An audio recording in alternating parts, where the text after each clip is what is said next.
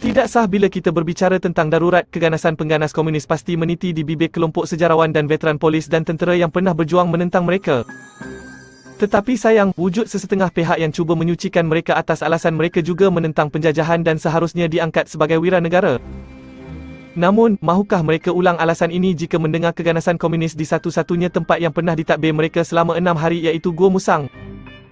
Pada awal pagi 17 Julai 1948, segerombolan pengganas seramai 100 orang diketuai Sun Chip Sip atau Kim Seong melancarkan serangan ke atas Gua Musang.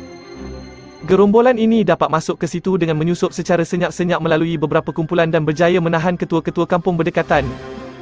Menjelang subuh, gerombolan ini bergerak ke balai polis Gua Musang dan menyerang balai berkenaan.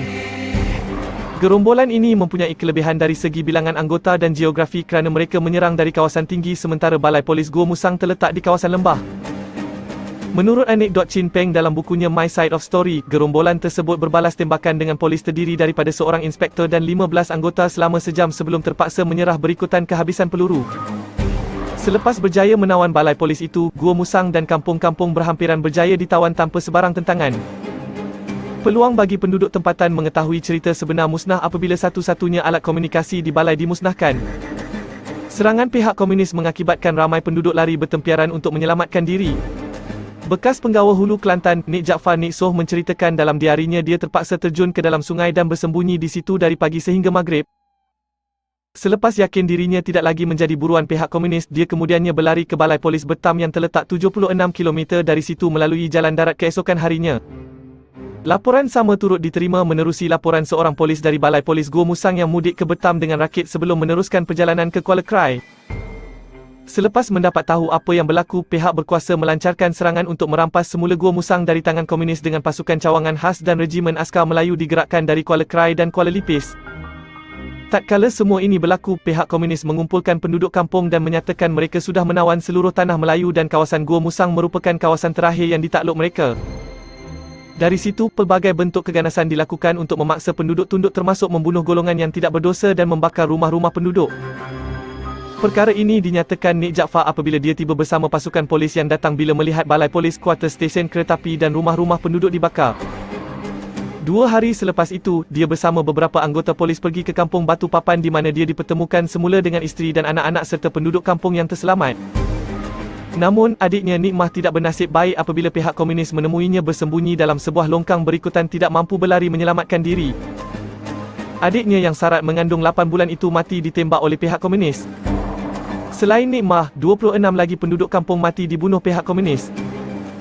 Bagaimanapun, memandangkan situasi masih lagi darurat, hanya jenazah adiknya itu yang dapat diuruskan dengan sempurna dan dikebumikan bersebelahan sebuah madrasah. Selepas beberapa tahun, madrasah itu dinaik taraf sebagai masjid dan dibesarkan sehingga menyebabkan kubur Nik Mah berada dalam ruang solat masjid sehingga hari ini. Madrasah itu kini dikenali sebagai Masjid Razaleh di Gua Musang. Pemerintahan komunis hanya bertahan selama 6 hari dan hasil kerjasama penduduk, pada 21 Julai 1948, pihak berkuasa berjaya merampas semula Gua Musang dan ramai pengganas komunis mati dibunuh. Sementara Kim Seong yang menjadi dalang keganasan di Gua Musang ditahan dan dibicarakan sebelum menemui ajal di tali gantung penjara Pulau Pinang pada 2 Februari 1949. Tetapi ini mengundang persoalan, mengapa Parti Komunis Malaya (PKM) memilih Gua Musang sebagai ground zero kepada pembentukan sebuah republik komunis di tanah Melayu? Nak tahu, mari kita soroti kenyataan Chin Peng dalam My Side of Story. Kelantan atau lebih tepat Gua Musang dipilihnya kerana terletak 100 batu dari Kuala Krai. Pekan Gua Musang adalah sentiasa menjadi kubu kuat PKM semenjak zaman pemerintahan Jepun. Gerila-gerila di situ mempunyai kelengkapan senjata dan bermotivasi tinggi serta diketuai oleh seorang komander yang mempunyai rekod cemerlang menentang tentera Jepun. Tetapi Aloysius Chin yang juga bekas pengarah operasi cawangan khas mendedahkan PKM sebenarnya mahu mempergunakan agama Islam sebagai alat propaganda untuk menawan Kelantan dan seterusnya keseluruhan tanah Melayu. Ini didedahkan beliau dalam The Communist Party of Malaya, The Inside Story pada satu tarikh dalam tahun 1949. Abdullah Sidi, Musa Ahmad dan Wahyi Anwar telah mengadakan pertemuan dengan Chin Peng di Kedau Pahang. Chin Peng mendedahkan perancangan PKM untuk maju ke utara dan menubuhkan kawasan bebas penjajah. Chin Peng mengerahkan regimen ke-10 untuk menggerakkan kesemua ahlinya dan maju ke utara dengan segera. Pada waktu yang sama regimen ke-10 diarahkan meningkatkan rekrutnya kepada 500 orang. Selepas arahan dikeluarkan, mereka tertanya-tanya mengapa mereka digerakkan ke situ dari lubuk kawah. Selepas melihat hala tuju perjalanan mereka ke utara, barulah mereka sedar mereka menuju ke Gua Musang. Menurut Chin, regimen itu ditubuhkan pada 21 Mei 1949 di Kedah. Nombor 10 dipilih sempena tarikh 10 Zulhijjah kerana kaitannya dengan pengorbanan dan dedikasi terhadap perjuangan. Regimen itu dikuasai kelompok nasionalis tempatan dan menggunakan songkok sebagai sebahagian daripada pakaian regimen mereka. Regimen ini terdiri daripada 5 pelatun dan 1 seksyen wanita. Semasa menuju ke Gua Musang, mereka bertempur dengan pasukan keselamatan di Bukit Queen, Pahang sebelum terpaksa berundur ke Gong.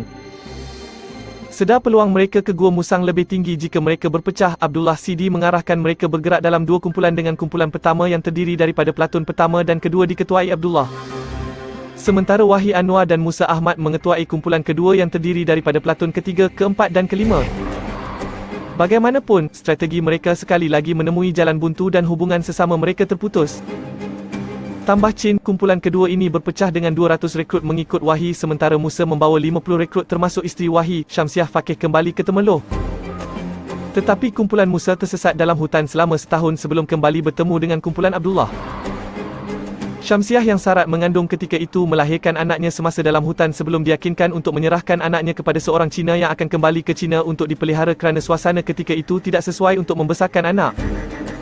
Syamsiah hanya tahu anak yang dikasihinya itu mati dibunuh oleh jawatan kuasa PKM Cawangan tempatan melalui berita yang dibawa Musa pada tahun 1952.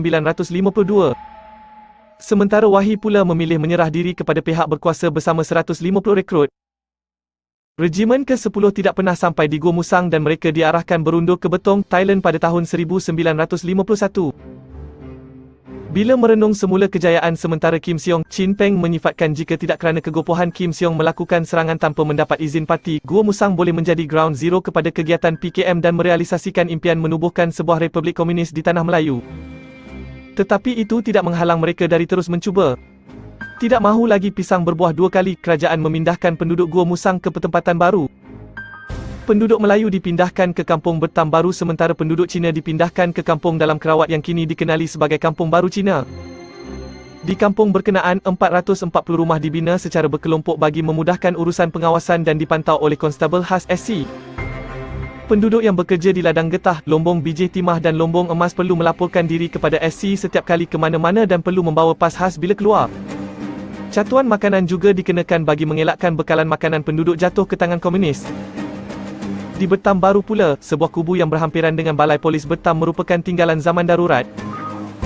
Menurut penduduk tempatan, kubu yang terletak di tepi Sungai Nenggiri ini digunakan oleh pasukan keselamatan untuk membalas serangan pihak komunis yang melancarkan serangan dari arah sungai.